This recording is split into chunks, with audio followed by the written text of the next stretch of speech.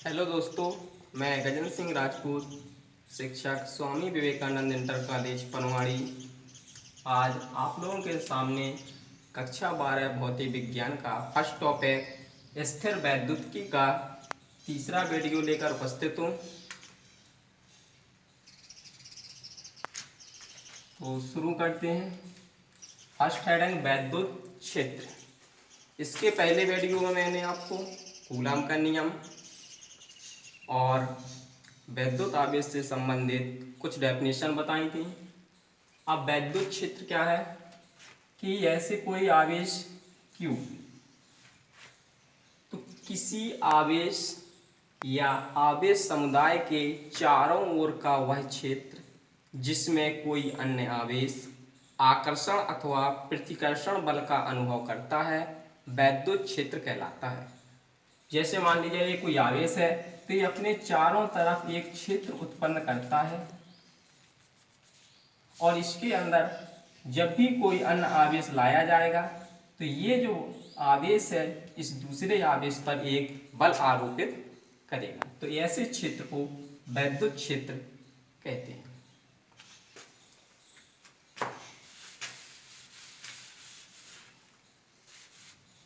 इसके बाद वैद्युत क्षेत्र की तीव्रता।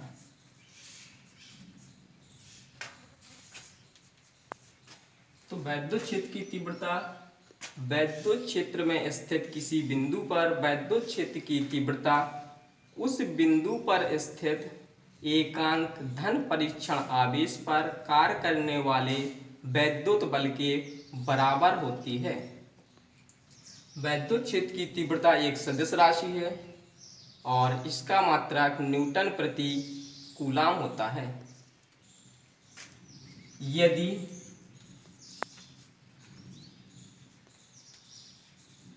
वैद्युत क्षेत्र के किसी बिंदु पर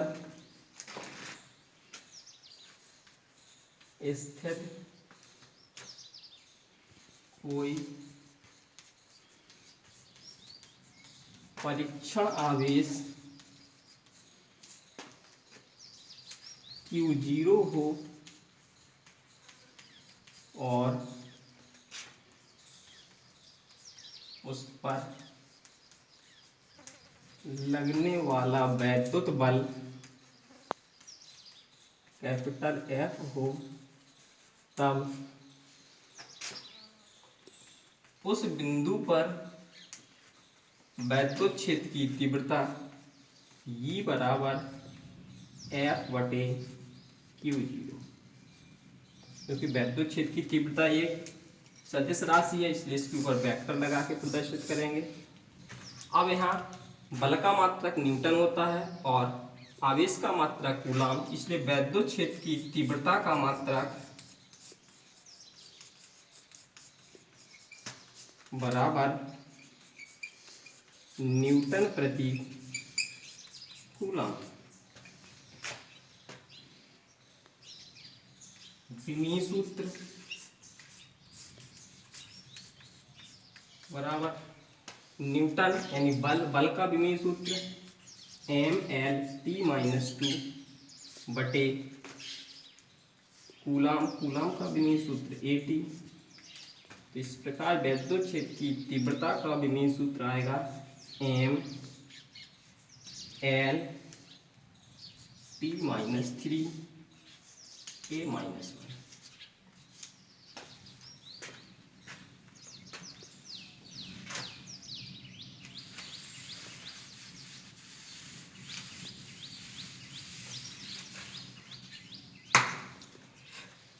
वैद्युत क्षेत्र की तीव्रता एक सदिश राशि है, इसलिए इसकी जो दिशा होती है वो परीक्षण आवेश पर लगने वाले वैद्युत बल की दिशा में होती है। अर्थात यदि परीक्षण आवेश पर प्रतिकर्षण बल कार्य कर रहा हो तो तीव्रता की दिशा बाहर की ओर होगी।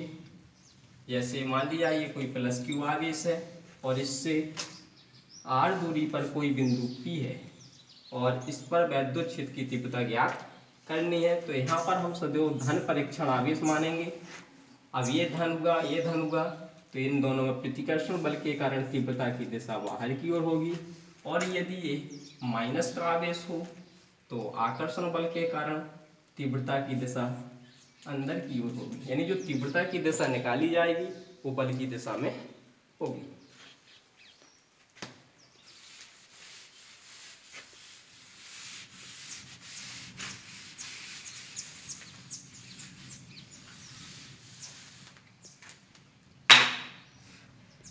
नेक्स्ट हेडिंग, किसी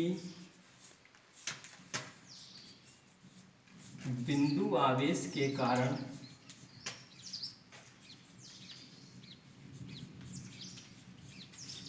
किसी बिंदु पर तीव्रता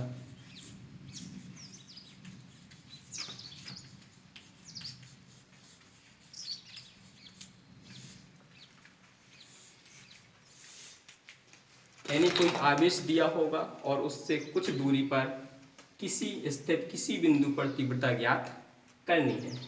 तो माना एक प्लस क्यू आवेश है, ये किसी ऐसे माध्यम में स्थित है जिसका परावैद्युतांक k है। इससे स्मॉल r दूरी पर एक बिंदु P है जिस पर वैद्युत क्षेत्र की तीव्रता ज्ञात करनी है।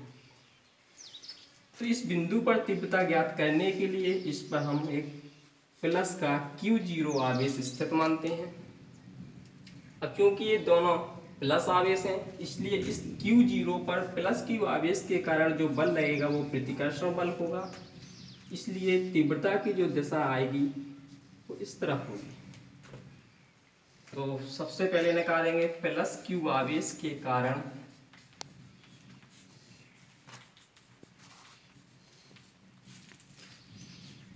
Q0 पर लगने वाला वैद्युत बल F बराबर 1/4 पाई एप्सिलॉन 0 इंटू के क्यू इंटू Q0 बटे आर स्क्वायर। तीव्रता की परिभाषा अनुसार बिंदु P पर वैद्युत क्षेत्र की तीव्रता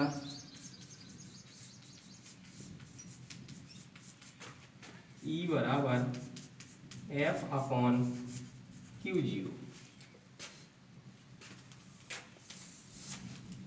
तो यहाँ F की वैल्यू रखेंगे तो Q0 से Q0 कैंसिल हो जाएगी, इसलिए E बराबर आएगा 1/4 पाई एप्सिलॉन 0 इंटू के क्यूब अपॉन आर स्क्वायर। तो किसी आवेश Q के कारण उससे r दूरी पर स्थित बिंदु P पर वैद्युत क्षेत्र की तीव्रता E बराबर 1/4 पाई एप्सिलॉन 0 इंटू के क्यूब अपॉन आर स्क्वायर होती है।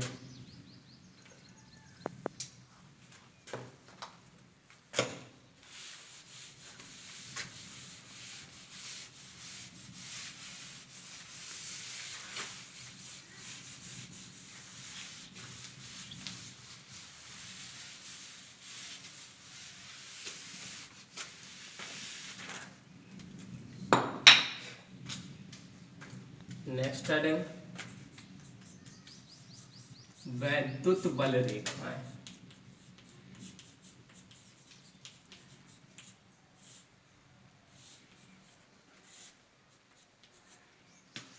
तो वैद्युत बल रेखाएं वे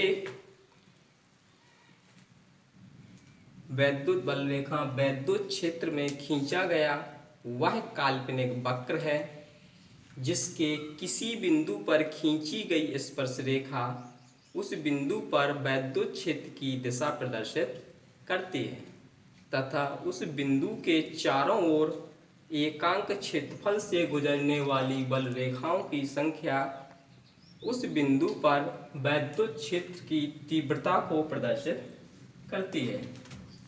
जैसे ये वैद्युत बल रेखा है, मान लीजिए कोई बल रेखा है, यदि इसके किसी बिंदु P पर खींची गई कोई स्पर्श रेखा वैद्युत क्षेत्र की दिशा प्रदर्शित करे तो ये जो रेखाएं होंगी ये बल रेखाएं कहलाती हैं। एक बार फिर से सुनिए वैद्युत बल रेखाओं की परिभाषा। वैद्युत बल रेखाएं वैद्युत क्षेत्र में खींचा गया वह काल्पनिक वक्र है जिसके किसी बिंदु पर खींची गई स्पर्श रेखा उस बिंदु पर वैद्युत क्षेत्र की दिशा प्रदर्शित करते हैं तथा उस बिंदु के चारों ओर का एकांक क्षेत्रफल से गुजरने वाली बल रेखाओं की जो संख्या होगी उस बिंदु पर वैद्युत क्षेत्र की तीव्रता को व्यक्त करती हैं।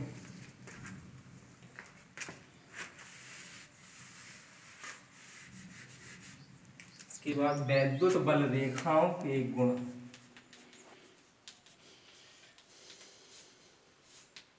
इसके लिए कुछ आवेश जैसे प्लस क्यू आवेश,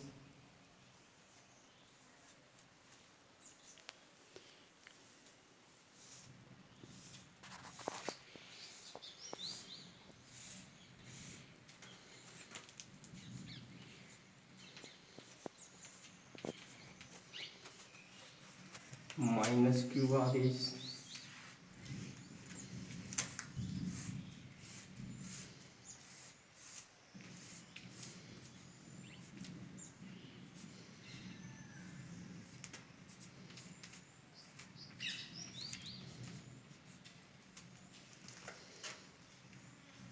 प्लस क्यू माइनस क्यू।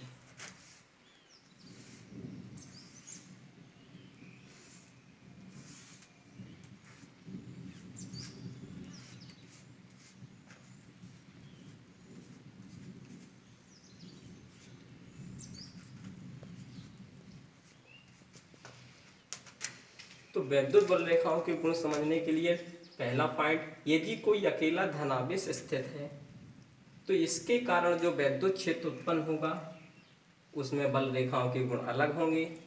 अगर अकेला ऋणावेश स्थित है तो उसके कारण जो वैद्युत क्षेत्र उत्पन्न होगा उसमें बल रेखाओं के गुण अलग होंगे। यदि धन और ऋण दोनों आवेश किसी स्थान पर स्थित हैं तो जो इन दोनों के कारण वैद्युत क्षेत्र उत्पन्न होगा उसमें बल रेखाओं के गुण अलग होंगे। तो फर्स्ट पॉइंट है कि एक अकेले धनावेश के कारण उत्पन्न वैद्युत क्षेत्र में बल रेखाएं सदैव धनावेश से निकलकर अनंत पर समाप्त होती हैं। दूसरा पॉइंट कि अकेले ऋणावेश के कारण उत्पन्न वैद्युत क्षेत्र में बल रेखाएं सदैव अनंत से आकर ऋणावेश पर समाप्त हो जाती हैं। ये सभी बल रेखाएं हैं जो अनंत से आकर के ऋणावेश पर समाप्त हो रही हैं। तीसरा पॉइंट, धन तथा ऋण दोनों आवेश के कारण उत्पन्न संयुक्त वैद्युत क्षेत्र में बल रेखाएं सदैव धनावेश से निकलकर ऋणावेश पर समाप्त हो जाती हैं। चौथा पॉइंट कि दो बल रेखाएं कभी एक दूसरे को नहीं काटती क्योंकि कटान बिंदु पर दो स्पर्श रेखाएं खींची जा सकती हैं जो कि वैद्युत क्षेत्र की दो दिशाओं को प्रदर्शित करेंगी, जो कि संभव नहीं है। जैसे मान लीजिए ये दो बल रेखाएं किसी बिंदु पर एक दूसरे को काटती हैं तो एक स्पर्शी हम इस तरफ खींच सकते हैं और एक स्पर्शी, यानी एक ही बिंदु पर दो स्पर्श रेखाएं खींची जा सकती हैं। वो जो स्पर्श रेखा होती है वो वैद्युत क्षेत्र की दिशा को प्रदर्शित करती है, अर्थात एक ही बिंदु P पर दो वैद्युत क्षेत्र की दिशाएं होंगी जो कि संभव नहीं है। इसलिए कभी भी दो बल रेखाएं एक दूसरे को नहीं काटती हैं। पांचवा पॉइंट है कि एक समान वैद्युत क्षेत्र में बल रेखाएं एक दूसरे के समांतर तथा समदूरस्थ होती हैं। यानी अगर ये वैद्युत क्षेत्र एक समान है तो बल रेखाओं के बीच की दूरी सदैव बराबर होती है तथा एक दूसरे के समांतर होती हैं।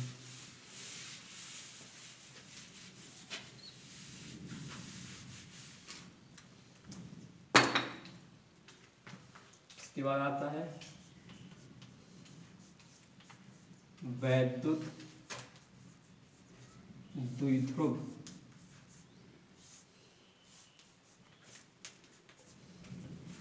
तो वैद्युत द्विध्रुव एक ऐसा निकाय है जिसमें दो बराबर समान परिमाण के किंतु विपरीत प्रकृति के आवेश एक दूसरे से अल्प दूरी पर स्थित होते हैं। जैसे एक हम प्लस क्यू आवेश और एक माइनस क्यू आवेश एक दूसरे से बहुत अल्प दूरी पर, इस अल्प दूरी को 2L मानते हैं।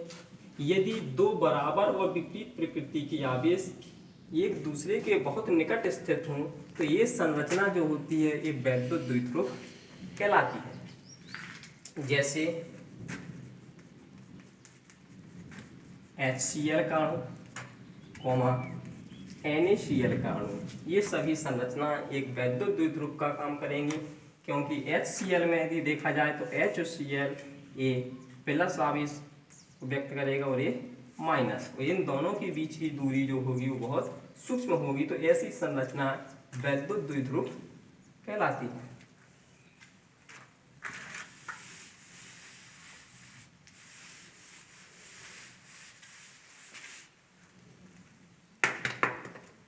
के बाद वैद्युत द्विध्रुव आघूर्ण,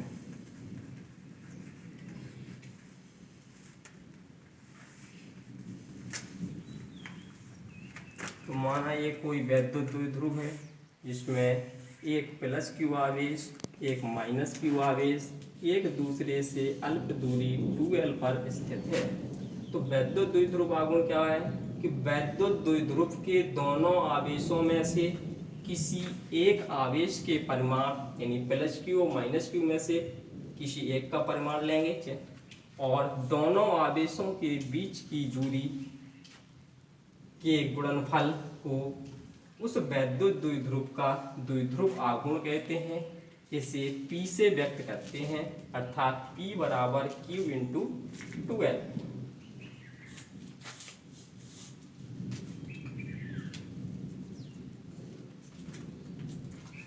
फिर से वैद्युत द्विध्रुव के दोनों आवेशों में से किसी एक आवेश के परिमाण तथा दोनों आवेशों के बीच की दूरी के गुणनफल को उस वैद्युत द्विध्रुव का द्विध्रुव आघूर्ण कहते हैं। इसे P से व्यक्त करते हैं, अर्थात P बराबर Q इंटू 2L। अब वैद्युत द्विध्रुव एक सदिश राशि है जिसकी दिशा माइनस से प्लस की ओर होती है, अर्थात तो इस तरह से व्यक्त कर सकते हैं P बराबर Q इंटू 2L, ये इसका परिमाण हुआ, दिशा माइनस से प्लस की ओर होती है। इसका मात्रक, तो आवेश का मात्रक कूलाम, लंबाई का मात्रक मीटर, इसलिए द्विध्रुव आघूर्ण का मात्रक होगा कूलाम मीटर। विमीय सूत्र, कूलाम का विमीय सूत्र AT, मीटर का L, इसलिए विमीय सूत्र आएगा LTA।